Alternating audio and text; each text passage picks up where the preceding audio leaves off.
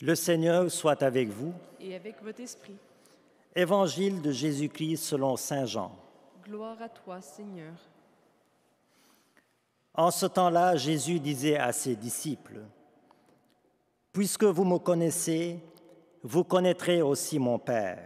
Dès maintenant, vous le connaissez, et vous l'avez vu. » Philippe lui dit, « Seigneur, montre-nous le Père, cela nous suffit. » Jésus lui répond, « Il y a si longtemps que je suis avec vous, et tu ne me connais pas, Philippe? Celui qui m'a vu a vu le Père. Comment peux-tu dire, montre-nous le Père? Tu ne crois donc pas que je suis dans le Père et que le Père est en moi? Les paroles que je vous dis, je ne les dis pas de moi-même. Le Père qui demeure en moi fait ses propres œuvres. Croyez-moi, je suis dans le Père et le Père est en moi. Si vous ne me croyez pas, croyez du moins à cause des œuvres elles-mêmes. Amen, amen, je vous le dis, celui qui croit en moi fera les œuvres que je fais. Il en fera même de plus grandes, parce que je pars vers le Père, et tout ce que vous demanderez en mon nom, je le ferai, afin que le Père soit glorifié dans le Fils. Quand vous me demanderez quelque chose en mon nom, moi, je le ferai. Acclamons la parole de Dieu. Louange à toi, Seigneur Jésus.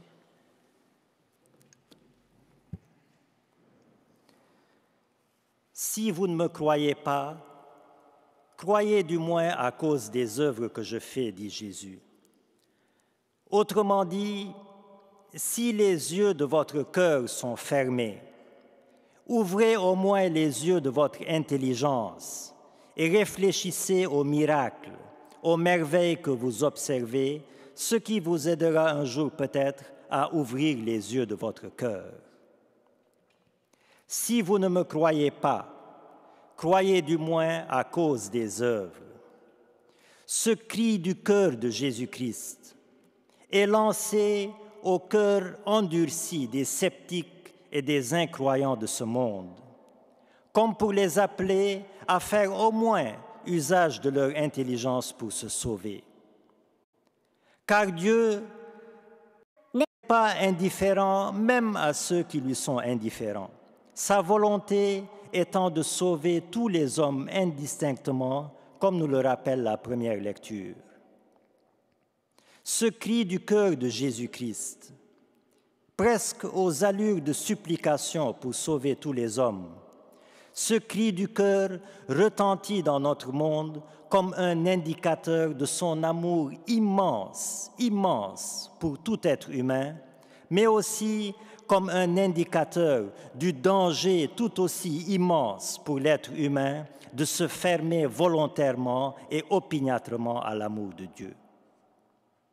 Car Dieu a doté l'être humain d'un cœur et d'une intelligence travaillant en synergie, de sorte que, si le cœur est fermé à Dieu, l'intelligence puisse venir à son secours, et si l'intelligence est fermée à Dieu, le cœur puisse venir à son secours.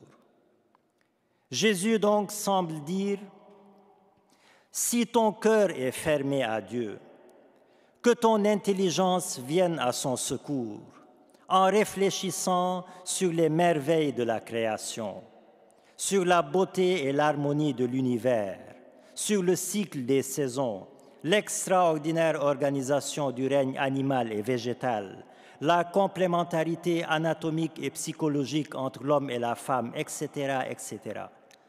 Et en réfléchissant à toutes ces merveilles, ton intelligence devrait tout au moins te pousser au questionnement sur l'auteur des merveilles que tu observes.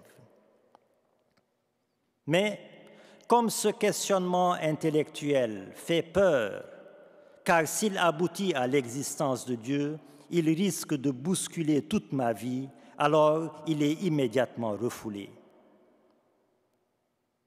Le manque de foi est donc quelque part, si vous voulez, une démission de l'intelligence, une abdication de la raison face à la peur de changer mon rythme de vie, face à l'exigence de mettre de l'ordre dans ma vie.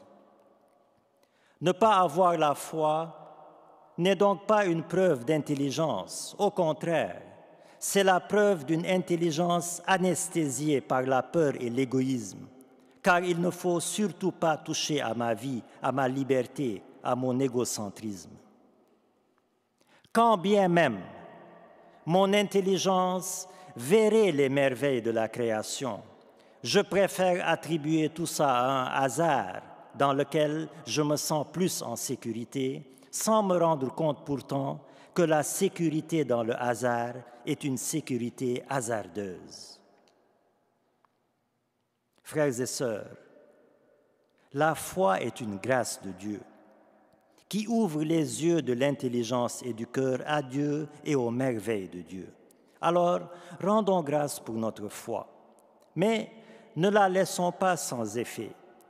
Ne la mettons pas sous le boisseau.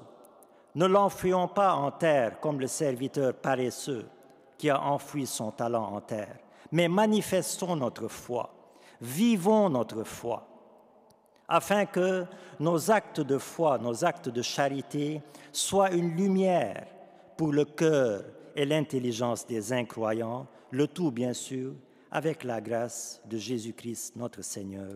Amen.